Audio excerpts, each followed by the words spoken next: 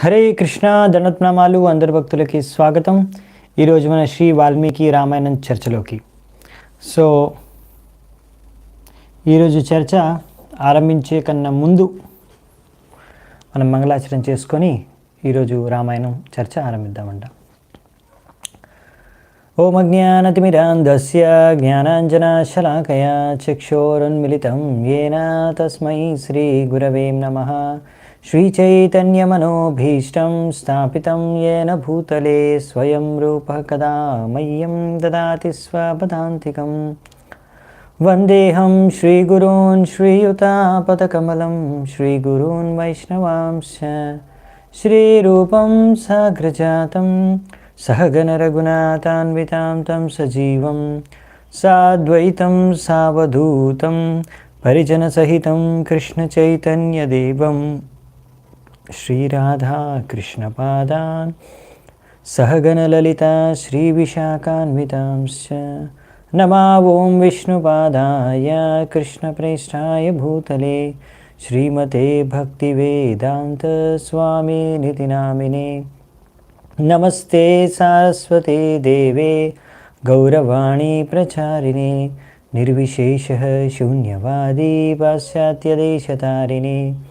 నమో మహావదన్యాయ కృష్ణప్రేమప్రదాయతే కృష్ణాయ కృష్ణచైతన్యనామినే గౌరత్విషే నమః. హే కృష్ణ కరుణా సింధో దీనబంధు జగత్పతే గోపేశ గోపికా కాంత రాధాకాంత నమోస్తుతే. తప్తకాంచన గౌరాంగీ రాధే వృందావనేశ్వరి వృషభానుసుతే దేవి ప్రణమామి హరిప్రియే.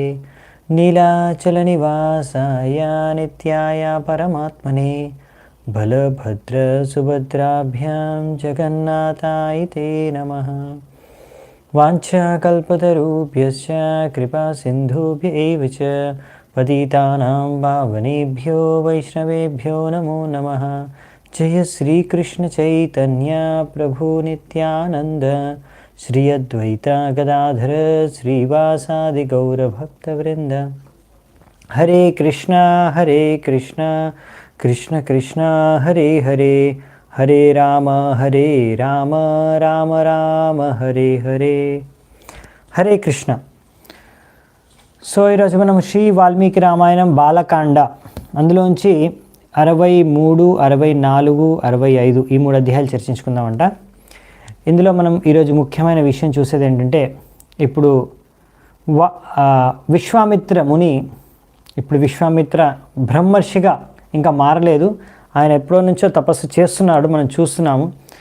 సో ఇప్పుడు ఈరోజు మనం చూసేది ఏంటంటే ఇంకా కొన్ని అడ్డంకులు వస్తాయి, వాటిని కూడా ఎదుర్కొని తర్వాత ఎలా ఇంకా తపస్సు ఆయన కఠోరంగా చేసి బ్రహ్మర్షిగా ఆయన మారుతాడనేది. సో మనం ఇంతకుముందు చూసాము. దీనికన్నా ముందు శునశేపని ఆయనకు మంత్రోపదేశం చేసి ఆయన్ని రక్షించాడు, ఆయన ప్రాణాలు రక్షించాడు. ఆ మార్గంలో ఆయన ఒకసారి మధ్యలో క్రోధానికి గురై మళ్ళీ ఆయన యొక్క పుత్రుల్నే శపించాడు. తద్వారా ఆయన అర్థం చేసుకున్నాడు, నాకు ఇంకా నాలో క్రోధం ఉంది, ఇంకా దీన్ని నేను అధిగమించలేదు, నేను ఇంకా దీనికోసం తీవ్రమైన తపస్సులు చేయాలి అనే విషయాన్ని అర్థం చేసుకొని దీని తర్వాత ఆయన ఇంకా మళ్ళీ 1000 సంవత్సరాలు ఆయన తపస్సు చేశాడు. అలా 1000 సంవత్సరాల తపస్సు పూర్తయిన పిమ్మట బ్రహ్మదేవుడు ప్రత్యక్షమయ్యాడు. బ్రహ్మదేవుడు ప్రత్యక్షమై, నీ తపస్సు ఫలించింది, నువ్వు ఇప్పుడు ఋషిగా మారావు, నిన్ను ఋషిగా నేను గుర్తిస్తున్నాను అనేసి బ్రహ్మదేవుడు ఆయనకు ఋషి అనే గుర్తింపునిచ్చాడు. కానీ దాంతో విశ్వామిత్రుడు అంతగా ఏం సంతృప్తి చెందలేదు, ఇంకా నిరాశనే ఆయనకు మిగిల్చింది. అది ఎందుకు అంటే ఆయనకు బ్రహ్మర్షి అవ్వాలి. ఇంతకుముందు అయితే ఆయన రాజర్షి అన్నాడు. సో బ్రహ్మదేవుడు ఆయన్ని రాజర్షి అయ్యావు నువ్వు అన్నాడు. సో అప్పుడు ఇంకా అది ఆయనకు ఒక క్షత్రియ గుర్తింపునే ఉండేది. కానీ ఇప్పుడు ఆయన ఋషి అనేసి అట్లీస్ట్ ఆయనకి క్షత్రియ గుర్తింపుని తీసేశాడు. ఇంకా ఇప్పుడు నువ్వు కూడా ఒక బ్రాహ్మడి గుర్తింపు అనేది వస్తుంది కానీ.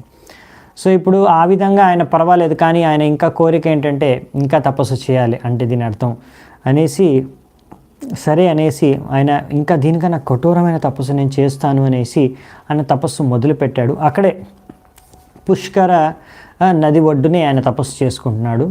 అయితే ఒకసారి అక్కడ స్వర్గంలో ఉండే అప్సరస మేనక అక్కడికి వచ్చి ఆ పుష్కర నదిలో స్నానం చేస్తుండగా ఆయన చూశాడనమాట. అది చూసి ఆమె ఎంతో సౌందర్యవంతురాలు, ఆమెకు ఎంతో ఆకర్షితుడైపోయాడు. సో ఆమె సౌందర్యాన్ని చూసి కొంచెం మోహానికి లోనై మోహితుడైపోయి విశ్వామిత్రుడు ఆమె దగ్గరికి వెళ్ళి ఆమెని స్వయంగా ఆహ్వానించాడు. నువ్వు వచ్చి నాతో పాటు నా ఆశ్రమంలోనే నా గృహంలోనే ఉండు, నివసించు అని ఆమెని పిలిచి తర్వాత ఆమె అక్కడే ఆయనతో పాటే ఒక 5 సంవత్సరాలు గడిపాడు. తర్వాత ఇంకా 5 సంవత్సరాలు, మొత్తం 10 సంవత్సరాలు అసలు ఎలా రోజులు గడిచిపోయాయో ఆయనకే తెలియలేదన్నమాట. ఒక రోజు ఒక రాత్రిలా గడిచిపోయిందనమాట విశ్వామిత్రుడికి మేనకతో. అలా ఒక 10 సంవత్సరాలు గడిచిన తర్వాత ఆయనకి ఒకరోజు తట్టిందనమాట. అయ్యో, నేను తపస్సు చేసుకోవడానికి వచ్చాను బ్రహ్మర్షి అవ్వడానికి, మళ్ళీ ఈమె యొక్క అందాన్ని చూసి కామవాసనతో మోహంతో నేను మళ్ళీ దానికి లొంగిపోయాను. మళ్ళీ నా ఇంత చేసిన తపస్సు అంతా కూడా వ్యర్థమైపోయినట్టుంది, మళ్ళీ తపస్సు చేయాలి నేను. కానీ ఈసారి ఆయనకు అనిపించింది ఇందులో మేనక యొక్క తప్పేం లేదు, ముఖ్యంగా తప్పు నాదే, నేనే భ్రమితుడిని అయిపోయాను, నేనే మోహితుడిని అయిపోయాను. ఇది దేవతల యొక్క పని కావచ్చు, వాళ్ళే నన్ను ఆ తపోభంగం చేయడానికి ఈమెను పంపించి ఉండవచ్చు, ఇందులో ఈమె తప్పు కూడా పెద్దగా లేదు అనేసి ఆయన ఆ విషయంగా ఆమెను అక్కడి నుంచి ఎంతో ప్రీతిపూర్వకమైన వాక్యాలు చెప్పేసి పంపించేశాడనమాట. సో ఆ విధంగా అక్కడి నుంచి మేనక వెళ్ళిపోయింది. సో దాని తర్వాత ఆయన ఆలోచించాడు, ఇక్కడ మనకి ఇది కూడా చోటు కలిసి రాలేదు. ఇంతకుముందు దక్షిణంలో ఆయన తపస్సులు చేశాడు. అక్కడ నుంచి మరి ప్లేస్ మార్చి, స్థలం మార్చి ఇక్కడ పుష్కర నది ఒడ్డున తపస్సు చేస్తున్నాడు. ఇక్కడ నుంచి కూడా ప్లేస్ మార్చేసి ఇప్పుడు నేను హిమాలయాలకు వెళ్ళి అక్కడ కౌశికి నది ఒడ్డున నేను తపస్సు చేసుకుంటాను అనేసి అక్కడి నుంచి బయలుదేరాడు విశ్వామిత్ర ముని. అక్కడి నుంచి వెళ్ళి ఆ హిమాలయాల పర్వతాల దగ్గర ఉన్న కౌశికి నది ఒడ్డున ఉత్తరం వైపు అక్కడ ఆయన తపస్సు చేయడం స్టార్ట్ చేశారనమాట. అలా మళ్ళీ కఠోర తపస్సులు 1000 సంవత్సరాలు చేసిన తర్వాత మళ్ళీ దేవతలు వెళ్ళి బ్రహ్మదేవుడికి అన్నారు, ఇతను చాలా గొప్ప తపస్సులు చేస్తున్నాడు, మీరు ఆయనకి మహర్షిగా మీరు ఆయనకి బిరుదు ఇవ్వచ్చు, ఇప్పుడు ఆయన గుర్తింపు ఇవ్వచ్చు, ఆయనకి మహర్షిగా అని గుర్తించవచ్చు అని. సరే అనేసి బ్రహ్మదేవుడు వెళ్ళి ప్రత్యక్షమయ్యి విశ్వామిత్రుడికి, ఓ మహర్షి, నువ్వు ఇప్పుడు మహర్షిగా మారావు అని ఆయనకు గుర్తింపు ఇచ్చారనమాట. దాంతో ఆ గుర్తింపు విని ఇప్పుడు విశ్వామిత్ర ముని అంతగా ఆనందం కూడా పడలేదు, అంతగా నిరాశ కూడా పడలేదు. ఎందుకంటే ఇంకొక స్టెప్ పైకి ఎక్కాడు, ఋషి నుంచి మహర్షి అయ్యాడు, కానీ ఇంకా బ్రహ్మర్షి అవ్వలేదు. కానీ ఒక ప్రగతి అయితే సాధించాడనే విషయాన్ని అర్థం చేసుకున్నాడు. సో అక్కడ ఒక శ్లోకం వస్తుందన్నమాట. అప్పుడు ఆయన ఏమంటారంటే, మన విశ్వామిత్రముని ఆయన కొంచెం ఆనందం కలుగుతుంది. ఓహో, నాకు తెలిసి ఇప్పుడు నన్ను మహర్షి అన్నాడంటే నేను అట్లీస్ట్ కనీసం నా ఇంద్రియాలు మనస్సు పైన సంపూర్ణంగా నియంత్రణ సాధించి ఉండవచ్చు అనే ఉద్దేశంతో ఆయన బ్రహ్మదేవుతో ఇలా అన్నాడనమాట. ఆయనకు ప్రణామాలు అర్పించుకొని తర్వాత, మహర్షి శబ్దం అతులం స్వార్జితై కర్మభిశుభై యది మే భగవానాః తతోహం విజితేంద్రియ. సో ఇక్కడ ఏమంటున్నాడంటే, ఓ బ్రహ్మదేవుడా, మీరు స్వయంగా నన్ను మహర్షి అని చెప్పారు. ఇది ఒక మంచి అతులనమైన, అంటే చాలా గొప్పగా నన్ను ఈ విధంగా నాకు గుర్తింపు ఇచ్చారు, మహర్షి అని గుర్తింపుని. అంటే ఇది ఎంతో పుణ్యం తపస్సు చేస్తే కానీ మహర్షి అనే గుర్తింపు రాదు. అటువంటిది నాకు వచ్చాయి అంటే నాకు అర్థమైంది ఏంటంటే, ఇప్పుడు నా మనస్సు, నా ఇంద్రియాలు అన్నీ కూడా నా వశమయ్యాయి, నేను నియంత్రించగలిగాను అనే విషయాన్ని నాకు తెలుస్తుంది, నేను చాలా ఆనందంగా ఉన్నానని చెప్పారు. అప్పుడు వెంటనే బ్రహ్మదేవుడు ఆయన యొక్క భ్రమను సరిచేస్తారు. ఆయనకున్న ఆ యొక్క అండర్స్టాండింగ్ని ఈ విధంగా అర్థం చేసుకున్నాడు, అందులో కొంచెం తప్పిదం ఉందనే విషయాన్ని సరిచేస్తారు నెక్స్ట్ శ్లోకంలో. తం ఉవాచ తతో బ్రహ్మ న తావత్ త్వాం నిజితితేంద్రియ యతస్వాముని శార్దూల ఇత్యుక్త్వా త్రిదివం గతః అని ఏమన్నారే, నా తావత్వం జితేంద్రియ, అయ్యో నువ్వు ఇంకా జితేంద్రుడు కాలేదు విశ్వామిత్ర, నువ్వు చాలా కష్టపడ్డావు, తపస్సు చేసావు, కానీ నువ్వు ఇంకా కష్టపడాలి, ఇంకా తీవ్రమైన తపస్సు చేయాలి అనేసి నీకు ఆల్ ద బెస్ట్ అని చెప్పేసి, ఇంకా తపస్సు బాగా చెయ్యి, నువ్వు ఇంకా మొత్తం నియంత్రణ సాధించాలంటే ఇప్పటికీ ఇంకా నువ్వు జితేంద్రుడు కాలేదు, సో దానికి ఇంకా నువ్వు తపస్సు చేయాలి అని చెప్పేసి అక్కడి నుంచి బ్రహ్మదేవుడు మళ్ళీ ఆయన లోకాలకి వెళ్ళిపోయాడు అనమాట. సో ఇక్కడ ఇంకా ఆయన నియంత్రణ సాధించలేదని బ్రహ్మదేవుడు చెప్పాడనమాట. కానీ ఆయన కొంచెం ప్రగతి అనేది సాధించాడు ఈ నియంత్రణలో. సో ఇది అర్థం చేసుకోవడానికి మనకి రామానుచార్యులు ఒక భగవద్గీత ఒక తాత్పర్యంలో ఆయన రాస్తారనమాట. మనం ఇంద్రియాలని నియంత్రించుకోవడం మార్గంలో అందులో కూడా స్టేజెస్ ఉంటాయి, 4 స్టేజెస్ ఉంటాయి అన్నమాట ఇంద్రియ నిగ్రహంలో కూడా. అందులో మొదటి స్టేజ్ని యతమాన అంటారు. అందులో ఏం జరుగుతుందంటే ఈ 4 స్టేజెస్ మనం డిస్కస్ చేసి తర్వాత నెక్స్ట్ స్టోరీలోకి ముందుకు వెళ్దామంట. సో ఇక్కడ ఏంటంటే ఇది అన్నిటికన్నా ప్రథమ స్థాయి, ఫస్ట్ స్టేజ్. ఇందులో ఏంటంటే ఒక వ్యక్తి ఎవరైతే నియంత్రించుకోవడానికి ఇంద్రియాలని ప్రయత్నిస్తున్నాడు, మనస్సు ఇంద్రియాలని, అప్పుడు ఎవరైనా అక్కడ విషయ వస్తువుని చూశాడనుకోండి, ఏ విషయ వస్తువునైనా చూశాడు అనుకోండి, ఆయన గుర్తిస్తాడనమాట ఇది విషయ వస్తువు, భోగించే వస్తువు అని. అలా గుర్తించి దాని పట్ల ఎంతో ఆకర్షితుడు కూడా అవుతాడు. కానీ అర్థం చేసుకొని నేను నియంత్రించుకోవాలి కదా, దీనికి ఆకర్షితం అవ్వకూడదు అనేసి తన కళ్ళని అటు నుంచి తిప్పుకుంటాడంట. అంటే ఆయన చూపుని అటు నుంచి ఇంకో సైడ్ చూసి ఆ విధంగా ఆయన తప్పించుకుంటాడంటే, ఆ విధంగా ఆయన వశీకృతుడు కాకుండా ఈ విషయ వస్తువు నుంచి ఆయన దూరంగా ఉంటాడనమాట, దూరంగా ఉండడానికి ప్రయత్నిస్తాడు. ఈ విధంగా ఎలాగైనా భోగించకుండా ఉండాలనేసి అటు నుంచి ఆయన దృష్టిని ఇంకోవైపు తిప్పేస్తాడనమాట. ఇది మొదటి ప్రయత్నం. ఇంకా ఇది ప్రయత్నించే స్టేజ్ అనమాట. ఇంకా ఏమాత్రమైన నియంత్రణ అనేది సాధించలేదు. ఇంకా ఆయన మనస్సు కూడా ఆయన నియంత్రణలో లేదు. ఇంకా ఆయనకి మనస్సులో కానీ ఇంద్రియాల్లో కానీ ఇంకా భోగించాలి అనే వాసన ఉందన్నమాట, ప్రవృత్తి ఉంది. సో నెక్స్ట్ దీనికన్నా కొంచెం ఒక స్టెప్ ఎక్కువ, నెక్స్ట్ లెవెల్లో ఉండే స్టేజ్ని నియంత్రించుకునే స్టేజ్లో రెండవ స్థాయిలో సెకండ్ స్టేజ్ వచ్చేసి అప్పుడు కూడా ఆయన ఈ వ్యక్తి విషయ వస్తువును చూస్తాడు, గుర్తిస్తాడు ఇది విషయ వస్తువు, భోగించే వస్తువు అని. కానీ దాని పట్ల అతిగా ఆకర్షితుడు అవ్వడు. గుర్తించగలుగుతాడు ఇది విషయ వస్తువు అని, కానీ దానికి అతిగా ఆకర్షితుడు అవ్వడు. కానీ అది చూసినప్పుడు కొంచెం ఆయనకు ఆనందం అనేది కలుగుతుంది. కానీ ఆయన ఎప్పుడు దాన్ని భోగించాలనే ప్రయత్నం కూడా చేయడు. సో ఇది కొంచెం హయ్యర్ స్టేజ్ అనమాట. సో దీన్ని వ్యతిరేక స్థాయి అంటారనమాట. సో ఇక్కడ ఇంద్రియాలు ఇప్పుడు ఆయన భోగించట్లేదు క్లియరు, కానీ ఇంకా కొంచెం ఆకర్షణ అంటే అది ఏమంటాం ఆనందం అనేది ఆయన చూస్తున్నాడు. అంటే ఇంకా అది భోగించే వస్తువు, దాంట్లో ఆనందం ఉందనే విషయాన్ని ఇంకా మనస్సు గ్రహిస్తుంది. సో ఇక్కడ ఏంటంటే ఇంద్రియాలని సంపూర్ణంగా ఆయన గ్రహించుకోగలిగాడు, కానీ మనస్సుని ఇంకా సంపూర్ణంగా నియంత్రించలేకపోయాడు. సో ఇంకా భోగించాలనే ప్రవృత్తి కూడా మనస్సులో ఉందన్నమాట. నెక్స్ట్ దీనికన్నా హయ్యర్ స్టేజ్ వచ్చేసి ఇంద్రియ నియంత్రణలో, ఇంద్రియాలను నియంత్రించుకునే స్థాయిలో ఇంకా మూడవ లెవెల్, ఇంకా హయ్యర్ లెవెల్ ఏంటంటే ఇక్కడ కూడా ఆ యొక్క విషయ వస్తువుని చూసినప్పుడు గుర్తిస్తారు ఇది విషయ వస్తువు అని. దాని తర్వాత ఆఫ్కోర్స్ ఇక్కడ దాని పట్ల ఆసక్తి అనేది దానికి కలగదు, దాని పట్ల ఏమాత్రం ఆనందం కూడా కలగదు. దాన్ని చూసి ఇది విషయ వస్తువు అనేసి ఆనందం కూడా కలగదు. దాన్ని ఆ విషయ వస్తువుని భోగించాలనే ప్రయత్నం కూడా చేయరు. సో ఇక్కడ ఏంటంటే లోపల నుంచి ఆయనకి ఇంద్రియ నియంత్రణ అనేది బాగా ఉంది. ఇప్పుడు ఏకేంద్రియ స్థాయి అంటారు ఇందులో. ఇక్కడ ఏంటంటే ఇప్పుడు మనస్సు ఇంద్రియ రెండు కూడా ఆయన నియంత్రణలో వచ్చేసాయి. ఇంకా లోపల కొంచెం ప్రవృత్తి ఉంది, భోగించే ప్రవృత్తి ఉంది, కానీ ఆయన భోగించడు.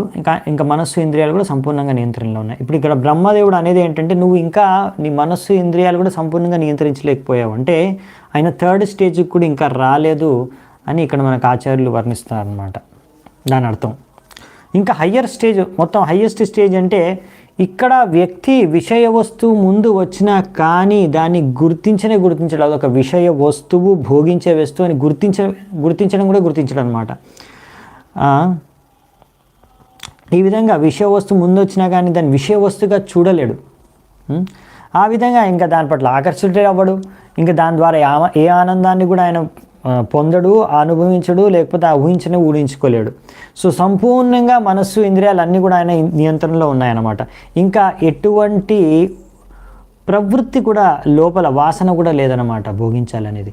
ఇది అత్యున్నతమైన స్థాయి అన్నమాట ఇంద్రియ నియంత్రణలో. ఈ విధంగా ఇక్కడ వర్ణించారనమాట మనకు ఆచార్యులు తాత్పర్యంలో. సో మరి దీని తర్వాత ఇంకా ఆయనకు అర్థమైన విషయం ఏంటంటే, విశ్వామిత్రమునికి నేను ఇంకా తీవ్రమైన తపస్సులు చేయాలని ఈసారి డిసైడ్ చేసుకుంటాను. నేను ఏమైనా సరే చాలా కఠోరమైన తపస్సులు చేస్తాను అనేసి నియంత్రించుకోవడానికి, తపస్సు చేయడానికి ఘోరమైన తపస్సులు చేస్తారు. ఈసారి చేసే తపస్సులో ఏమాత్రం సపోర్టు లేకుండా 2 చేతులు పైకెత్తేసి అలా చాలా రోజులు, మళ్ళీ అగైన్ 1000 సంవత్సరాలు ఈ ఘోరమైన తపస్సు. ఇందులో జస్ట్ 2 చేతులు పైకి ఎత్తి నించోవడమే కాకుండా, సపోర్టు లేకుండా, మళ్ళీ ఏ సపోర్టు లేకుండా ఓన్లీ గాలి మాత్రమే పీల్చుకొని దాంతోనే జీవిస్తున్నాడు, అంటే శ్వాసతోనే. ఇంకా ఎండాకాలంలో 5 వైపులా మంటలు, అంటే 4 వైపులా ఆయన ఉన్న తపస్సు చేస్తున్న స్థలానికి 4 వైపులా మంటలు పెట్టి పైన సూర్యుడు, అంటే 5 వైపుల నుంచి ఆయన వేడిలో, ఆల్రెడీ సమ్మర్ అంటే ఆల్రెడీ ఎండాకాలంలో ఇలా 5 వైపుల నుంచి ఇంకా వేడి పెరుగుతుంది. అంటే అది చాలా కష్టం కదా, ఎండాకాలంలో సూర్యుడిని తట్టుకోవడమే కష్టం. అటువంటిది 4 వైపులా మంటలు పెట్టి, అంటే మంటలు వెలిగించి అగ్ని మధ్యలో ఆయన సూర్యుడి కింద అలా మధ్యాహ్నం పూట కూడా తపస్సు చేయడం అనేది చాలా కష్టమైంది. అటువంటి కఠోర తపస్సు. అలాగే వానాకాలంలో ఆ వానలోనే అలాగే తపస్సు చేయడం, ఆకాశం కింద వాన పడుతుంది, ఆ వానలోనే తపస్సు చేయడం. ఇంకా అలాగే వింటర్లో, అంటే శీతాకాలంలో, చలికాలంలో నీటి లోపలికి వెళ్ళి, రాత్రి పొద్దున నీటి లోపలికి వెళ్ళి తపస్సు చేయడం. ఎందుకంటే చలికాలంలో నీళ్ళు చల్లగా ఉంటాయి. సో నీటిలో, అది నది లోపలికి వెళ్ళడం అంటే, నది లోపల వెళ్ళి అంటే చాలా చల్ల నీళ్ళు ఉంటాయి, ఇంకా చలి పెరిగిపోతుంది. అటువంటి చలికాలంలో చల్ల నీటి లోపల వెళ్ళి ఆయన రాత్రి పొద్దున అంతా తపస్సు చేస్తాడనమాట. ఈ విధంగా 1000 సంవత్సరాలు. సో ప్రతి సీజన్ ప్రకారం ఎంత తీవ్రతగా తపస్సు చేయొచ్చో అంత తీవ్రతగా తపస్సు చేస్తాడు. అది చూసి ఇంద్రుడు వెంటనే అప్రమత్తం అవుతాడు. ఆయన ఒక స్వర్గంలో రంభను పిలిచి ఆయన అంటాడనమాట, నువ్వు వెళ్ళి ఎలాగైనా సరే ఈ యొక్క విశ్వామిత్రుడి యొక్క తపస్సుని భంగం పరచాలి అని. అప్పుడు ఆమె వెంటనే అంటుంది, అయ్యో ఆయన చాలా, ఒకవేళ ఆయన క్రోధితుడై అంటే నా పైన ఎటువంటి శాపమైనా ఇవ్వచ్చు, నాకు చాలా భయం, నేను వెళ్ళను, నన్ను దయచేసి ఇందులో ఇటువంటి కార్యాల్లో చేయడానికి నన్ను పంపించకండి అనేసి రంభ కోరుకుంటుంది. అయితే ఇంద్రదేవుడు అంటాడు, నువ్వేమీ కంగారు పడాల్సిన అవసరం లేదు, నేను కామదేవుడు మేమిద్దరం కూడా వస్తాం నీతో పాటు. నేను ఒక మంచి మనస్సుకి దోచుకునే విధంగా ఒక కుక్కు లాగా ఒక మంచి వాయిస్తో కూస్తాను, ఆయన ఆకర్షితం చేస్తాను మనస్సుని. ఇంకా కామదేవుడు వస్తాడు అక్కడ ఒక మంచి వాతావరణాన్ని సృష్టిస్తాడు, మంచి చుట్లు, మంచి మనోహరమైన వాతావరణం సృష్టిస్తాడు. సో నువ్వు అక్కడికి వెళ్ళి, అప్పుడు మేమిద్దరం కూడా నీతో పాటు వస్తాం అక్కడికి. సో నువ్వు వెళ్ళేసి అప్పుడు ఆయన తపస్సు భంగపరచడానికి అన్ని ప్రయత్నాలు చెయ్యి. సో నువ్వేం కంగారు పడాల్సిన అవసరం లేదు, మేమిద్దరు అక్కడే ఉంటాం నేను రక్షించడానికి. సో అలా ఆశ్వాసన ఇచ్చేసరికి రంభ సరే అని ఒప్పుకుంటుంది అనమాట. దాని తర్వాత అక్కడికి వెళ్ళిన తర్వాత అలా ఇంద్రుడు కుక్కు యొక్క గానం చేయడంతో వెంటనే విశ్వామిత్రుడి యొక్క మనస్సు ఎక్కడి నుంచి వస్తుందా, ఎంతో మంచి శబ్దం అని చూడడం, అక్కడ మంచి వాతావరణం ఉండడం, ముందు రంభను చూస్తాడు. వెంటనే విశ్వామిత్రుడికి ఈసారి కొంచెం డౌట్ వస్తుందన్నమాట.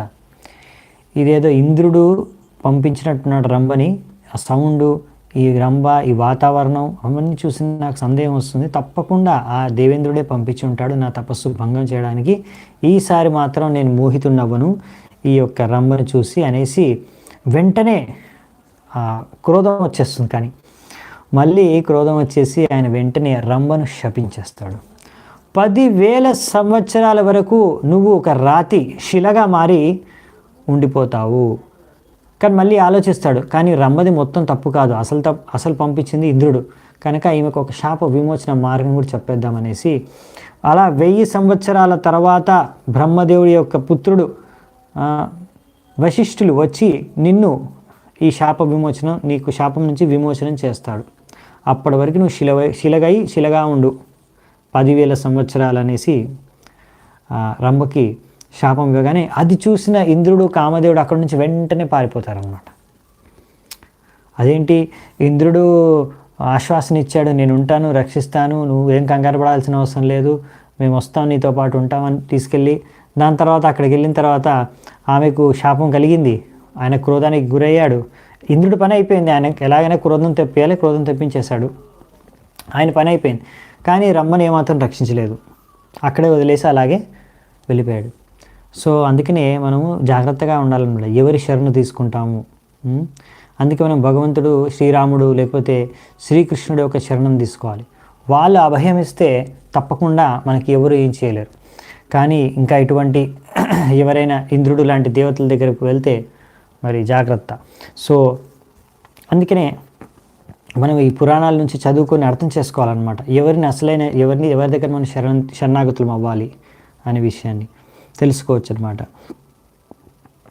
ఈ విధంగా దీని తర్వాత మళ్ళీ విశ్వామిత్రుడు అయ్యో మళ్ళీ నేను క్రోధానికి లొంగిపోయి ఈ యొక్క రంభను శపించేశానే అనేసి మళ్ళీ కొంచెం బాధపడ్డాడు. ఆ బాధతో ఇప్పుడు ఒక గట్టి దృఢ నిర్ణయానికి రాబోతున్నాడు అనమాట విశ్వామిత్రముని. ఆ నిర్ణయం ఏంటంటే, ఇప్పుడు నేను ఇంకా ఎవ్వరితో మాట్లాడను, నేను ఇంకా నా శ్వాసను కూడా వదిలేది ఆపేస్తాను, నా శ్వాసను వదిలేయడం ఎగ్జలేషన్, శ్వాసను వదులుతారు కదా, ఆపేస్తాను నేను. అది అలా ఆపేసి ఎప్పుడు 100 సంవత్సరాల వరకు అలా ఉంటాను నేను. అలాగే అలా ఆపేసి నా యొక్క మొత్తం శరీరాన్ని అంతా డ్రై, అంటే మొత్తం గాలి డ్రై అంటే మనం ఏమంటాం, తేమ లేకుండా చేసేస్తాను. అలాగే నేను ఇంకా ఏమీ తినను, ఆయన గాలి పీల్చుకోవడమే ఆపేస్తుంటే ఇంకా ఏమి తినను. మరి నా శరీరం ఎలా ఉంటుంది? నా తపస్సు యొక్క శక్తితో నేను నా శరీరంలో ఈ ఆత్మ ఈ యొక్క శరీరంలో జీవించి ఉండేలా నేను చేస్తాను. సో నా శరీరము ఏం నశించిపోదు, అంటే నేను మృతి చెందకుండా ఆ మాత్రం నేను తపశ్శక్తి నా దగ్గర ఉంది. సో దాంతో నేను నా తపోబలంతో నేను మెయింటైన్ చేయగలను నా యొక్క శరీరాన్ని. సో ఈ విధంగా నిర్ణయం చేసుకుంటాడనమాట విశ్వామిత్రముని. 1000 సంవత్సరాల వరకు నేనేం తినకుండా ఇటువంటి నిర్ణయం తీసుకోండి. అంటే మౌనవ్రతం అనుకోండి, అసలు మాట్లాడను, అసలు గాలి కూడా వదలను, శ్వాస కూడా వదలను, ఏమి తినను, ఇలా నేను కఠోర తపస్సు చేస్తున్నా నిర్ణయించుకొని 1000 సంవత్సరాల వరకు నేను ఏమి తినను అనేసి ఇలా తపస్సు చేయడం స్టార్ట్ చేస్తారనమాట. సో ఈ తపస్సు చేయడానికి అక్కడ నుంచి హిమాలయాల నుంచి మళ్ళీ ప్లేస్ చేంజ్ చేస్తారు. ఇప్పుడు నేను పూర్వం భారతదేశంలో పూర్వం ఈస్ట్ వైపు వెళ్ళి అక్కడ ఒక చోట ఆయన తపస్సు చేయడం స్టార్ట్ చేస్తారనమాట. అలా 1000 సంవత్సరాలు ఇటువంటి తపస్సు చేసిన తర్వాత ఆయన సక్సెస్ఫుల్గా ఈ 1000 సంవత్సరాలు తపస్సు చేసిన తర్వాత ఇప్పుడు ఆయన తినడానికి అనేసి అన్నం, ఆయన దగ్గర ఉన్న బియ్యంతో అన్నం వండుకొని అది తినపోతున్నాడు. అదే సమయంలో ఇంద్రుడు ఒక ద్విజుడి రూపంలో వచ్చి ఆయన అడుక్కుంటాడనమాట, భిక్షాందేహిని. సో ఆయన భిక్ష అడుక్కోగా ఆయన దగ్గర ఉన్న మొత్తం రైస్ అంతా కూడా, అన్నం కూడా ఆయనకు భిక్ష రూపంలో ఇచ్చేస్తాడు. ఇంకా అక్కడ ఆయన దగ్గర ఇంకేం లేదు తినడానికి. సో మళ్ళీ ఆయనకు అక్కడే ఆకలితో అలాగే ఉండాల్సి వస్తుంది, పస్తులతోనే ఉండాల్సి వస్తుంది. కానీ అలా భిక్షుడి రూపంలో వచ్చేసి అన్నం తీసుకొని వెళ్ళిపోయినా కానీ ఒక్క మాట కూడా ఏమీ మాట్లాడు. ఎందుకంటే మౌనవ్రతం, మాట్లాడను అనేసి నిర్ణయించుకున్నాడు కనుక ఆయన మాట్లాడకుండా ఇంకా కోపానికి కూడా గురవ్వరు ఈసారి ఏమాత్రం. ఎందుకంటే ఆయన ఈసారి జాగ్రత్తగా ఉన్నాడు అనమాట, ఎలాగైనా సరే కోపానికి గురవ్వకూడదని. అందుకే ఎటువంటి శాపం కూడా ఇంద్రుడికి ఇవ్వలేదు, ఇంకా ఎటువంటి ఆయన పట్టు కోపం కూడా ప్రదర్శించలేదు. ఆయన ఏం తినడానికి లేకున్నా కానీ, ఆయన వ్రతం అయిపోయినా కానీ సక్సెస్ఫుల్గా అది తినడానికి ఏం లేకున్నా కానీ అలాగే ఉండి ఆకలితోనే ఉండి మళ్ళీ ఆయన యొక్క తపస్సుని కంటిన్యూ చేశారనమాట. అలాగే మళ్ళీ ఇంకొక 1000 సంవత్సరాలు అటువంటి తపస్సునే కొనసాగించారు. మౌనవ్రతం, ఆ శ్వాసను వదలకుండా ఆపేయడం. దీని ద్వారా ఏం జరిగిందంటే ఇంకో 1000 సంవత్సరాలు తపస్సు చేయడంతో ఆయన యొక్క శరీరం, ఆయన యొక్క తలకాయ నుంచి పొగలు రావడం స్టార్ట్ అయ్యాయి అన్నమాట. అగ్ని రావడం స్టార్ట్ అయింది. ఆ అగ్ని పొగలకి, ఆ వేడికి ముల్లోకాలన్నీ కూడా మండిపోతున్నాయి అన్నమాట.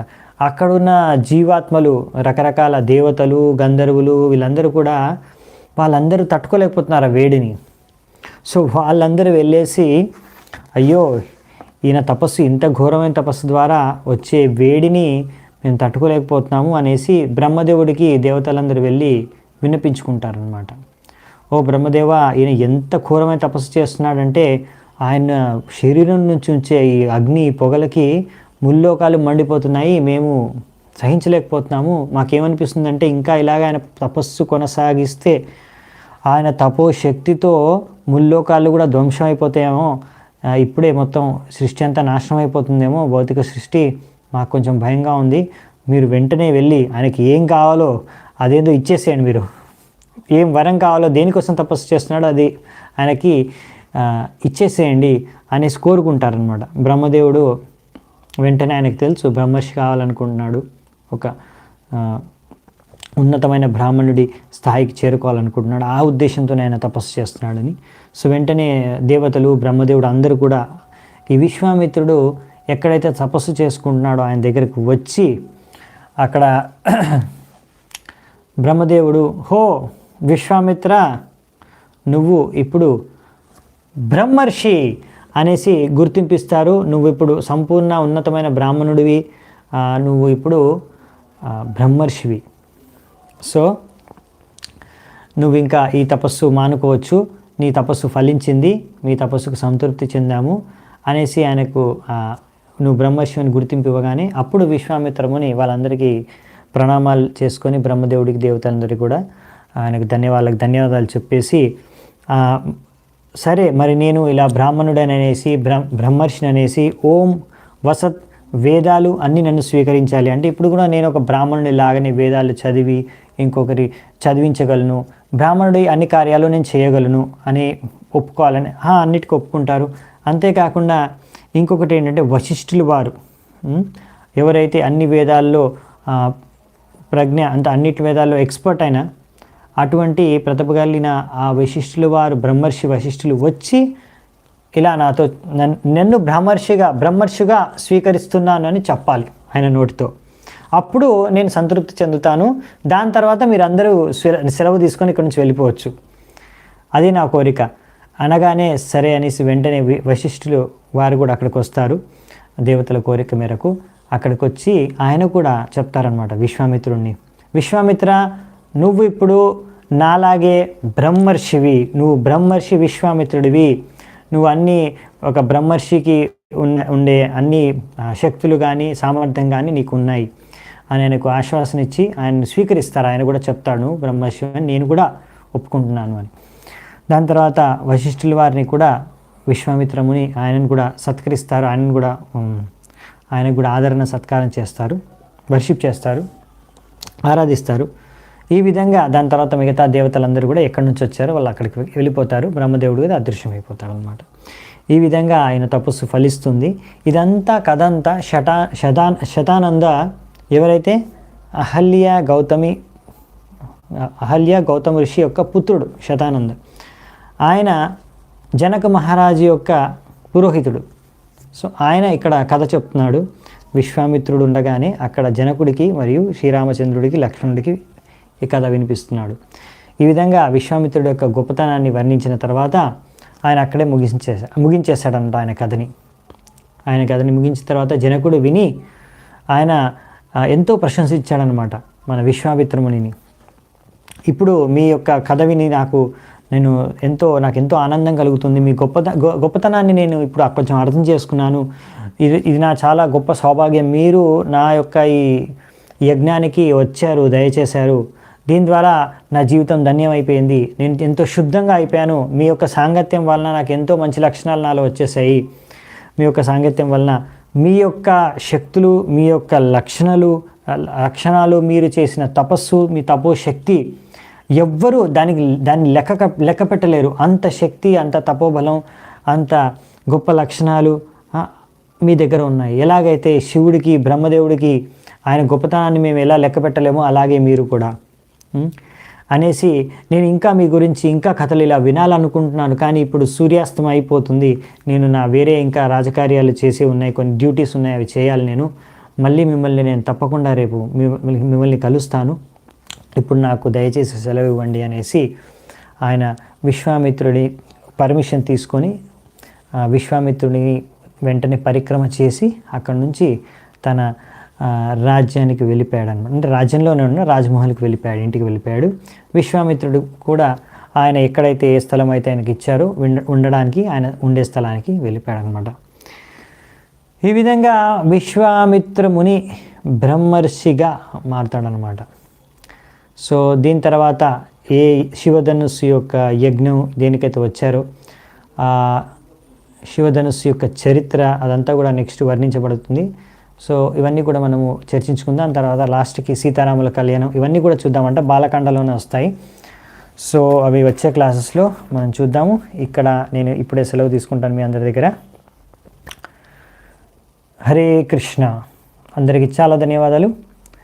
శ్రీ వాల్మీకి రామాయణం కీ జై, శ్రీల ప్రభుపాద కీ జై, సమవేత గౌరభక్త వృంది కీ జై, నితాయ్ గౌర్ సీతనాథ్ ప్రేమనందే. హరి హరి బోల్.